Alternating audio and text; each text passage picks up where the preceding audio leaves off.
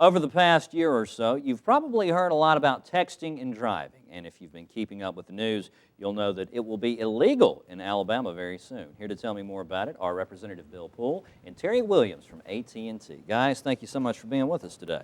Thank you. Absolutely. Representative Poole, let's start off with you. Let's talk a little bit about the law. When will this law go into effect? It will go into effect August 1st, so we just have a few more weeks. So what exactly is going to be illegal? Because I've heard this called texting and driving. I've heard it called distracted driving. What is it? Well, under the language in the statute, it refers to texting or typing while driving, messaging. So that's what the focus is going to be. It is dangerous. It's a public safety issue when people spend that time looking at their phone, typing and texting.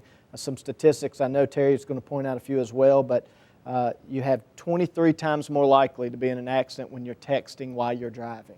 Your average text time is 5 seconds. That's an average length of a football field, that your eyes are down and off the road. So it's a public safety issue, and come August 1st, it's going to be illegal, and people need to be aware of that because a lot of people have the bad habit of texting while driving. Now, over at AT&T, you guys have been trying to get the word out about this, not just in Alabama, but across the nation. Talk a little bit about what you guys have been doing. A little bit. It's called AT&T's It Can Wait campaign. No texting, driving, it can wait. It's actually, you know, if you pull your cell phone out right now and you look at your last text, or if you don't text, look at your last email. And was that email actually worth losing your life over? And that's the approach. You know, we look at how teens are using and texting. Right now we have 285 million cell phone users. Wow. And they're sending, just in 2011, it was 850 billion texts. We're going to have, by the end of 2012, within that year, 1 trillion texts come over the network. So that's kind of what's feeding the problem. And there's behaviors of how teenagers and adults are using their phone while they're driving.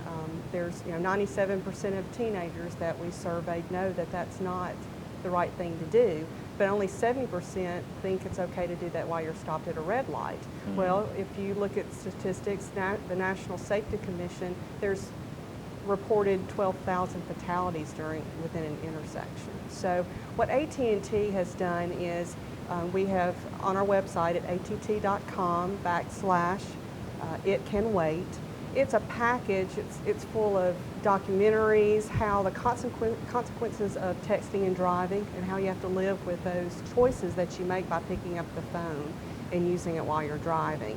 There's pledges, so we urge everyone to take a pledge.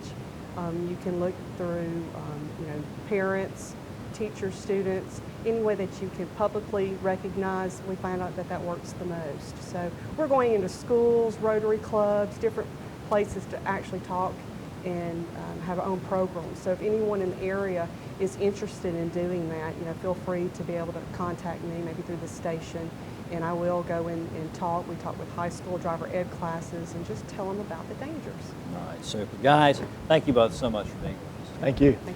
You can find out more about texting and driving online at att.com/itcanwait.